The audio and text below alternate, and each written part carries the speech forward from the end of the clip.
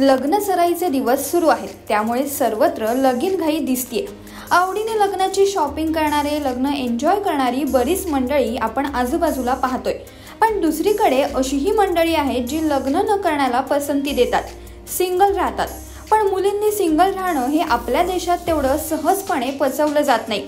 लग्नासाठी थोडा का होईना घरातून प्रेशर दिलंच जातं। पण मी तुम्हाला आता असं म्हटलं की लग्न न करताच भाड्याने नवरा मिळतोय, तर खरं वाटेल का? पण हे खरं आहे। हे घडतंय व्हिएतनाममध्ये। नक्की प्रकरण काय आहे पाहूयात। खरं तर भाड्याने नवरा मिळणं ही गोष्ट पचनी पडण्यासारखी नाही, पण हे व्हिएतनाममध्ये घडत आहे।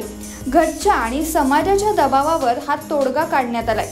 येथे लग्नासाठी चक्क नवराच भाड्याने मिळतोय। हा भाड्याने मिळणारा नवरा घरात जावयासारखा वावरतो।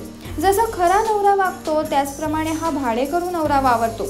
पण हा अनोखा ट्रेंड केवळ व्हिएतनाममध्येच नाही तर चीनमध्ये सुद्धा प्रचलित आहे। पण तुम्हाला हा नवरा भाड्याने मिळण्यासाठी पैसे मोजावे लागतील इतकं मात्र खरं आहे। जर तुम्हाला केवळ डेटिंगसाठी बॉयफ्रेंड हवा असेल तर साधारण 700 ते 800 रुपये द्यावे लागतात।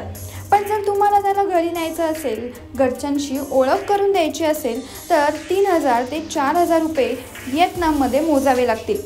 आश्चर्याची बाब म्हणजे भाड्याने मिळणारी ही नवरी मंडळी फुल ट्रेनसुद्धा असतात। यात त्यांना घरकामापासून कुटुंबातील मंडळींना कसं सांभाळायचं या सर्वांचं ट्रेनिंग दिलं जातं।